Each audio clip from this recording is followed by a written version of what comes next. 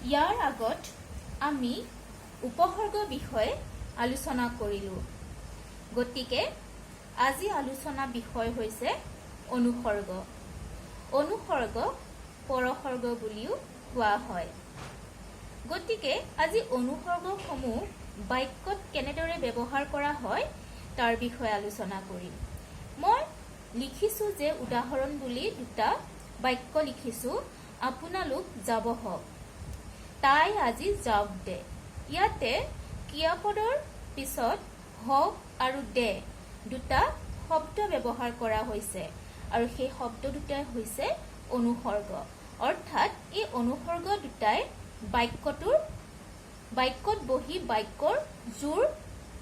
বুজাইছে এতিয়া অনুসৰ্গসমূহ কিছুমান অনুসৰ্গসমূহ মই লিখি দিছো সেইবোৰ হৈছে হওক চোন হবলা টু ই দে নো দে হলে ইত্যাদি গতিকে এয়া হৈছে অনুসৰ্গ যি অনুসৰ্গসমূহ বাক্যৰ ক্ৰিয়াপদৰ পিছত বহি বাক্যটোৰ অৰ্থ বেলেগ কৰে এতিয়া আমি গম পালো যে অনুসৰ্গসমূহ বাক্যৰ আমি বুজিলো যে অনুসৰ্গসমূহ পদৰ পিছত বহি সিহঁতৰ অৰ্থ বিশেষভাৱে দেখুৱায় এতিয়া অনুসৰ্গসমূহ কেনেদৰে বাক্যত ব্যৱহাৰ কৰা হয় তাৰ উদাহৰণ দিছো যেনেকৈ হওক অনুৰোধ অৰ্থত আমি খেলো হওক অৰ্থাৎ আমি খেলিবলৈ যাওঁ অনুৰোধ অৰ্থত বুজাইছে বলা আমি খেলিব যাওঁ টু দৃঢ়তা অৰ্থত বাইকহঁতৰ লগত সিটো যাবই অৰ্থাৎ বাইকৰ লগত সি যোৱাটো চিয়ৰ তেনেদৰে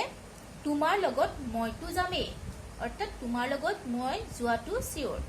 গতিকে এই অনুসৰ্গসমূহ যেতিয়া অকলে যেতিয়া এটা শব্দ হিচাপে